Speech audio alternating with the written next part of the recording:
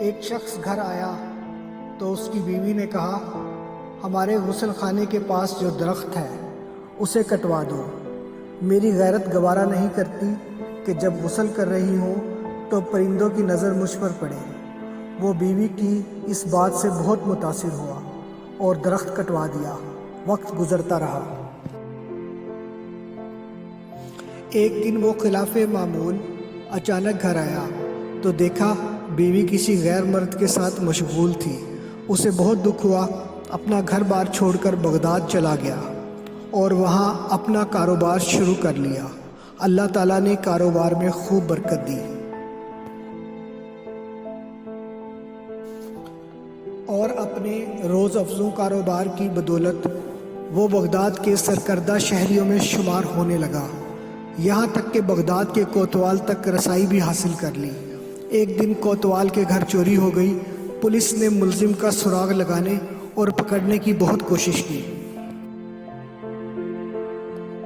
لیکن ناکام رہی۔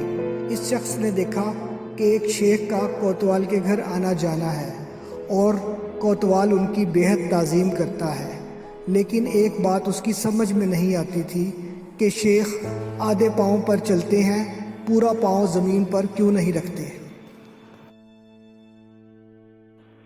اس نے کسی سے وجہ پوچھی تو اس نے بتایا کہ یہ پورا پاؤں زمین پر اس لیے نہیں رکھتے کہ کہیں کیڑے مکوڑے نہ کچھ لے جائیں۔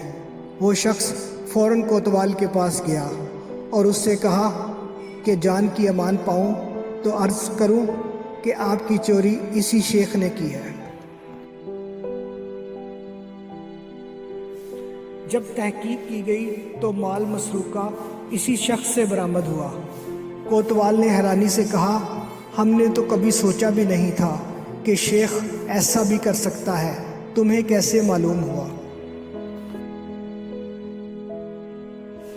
اس شخص نے کہا، میرے گھر میں ایک درخت تھا جس نے مجھے نصیحت کی تھی، جو لوگ ضرورت سے زیادہ نیک نظر آنے کی کوشش کرتے ہیں وہ عموماً نیک نہیں ہوتے۔ یہ حقیقت ہے کہ کچھ لوگ فیس بک کی حدود تک ہی با اخلاق رہتے ہیں، حقیقی زندگی میں ان کے شر سے ان کے محلے دار، رشتہ دار، حتیٰ کہ گھر والے بھی پناہ مانگتے ہیں۔ ایسے اخلاق کو نیک نامی کا کیا فائدہ جس سے صرف وہی لوگ فائدہ اٹھائیں۔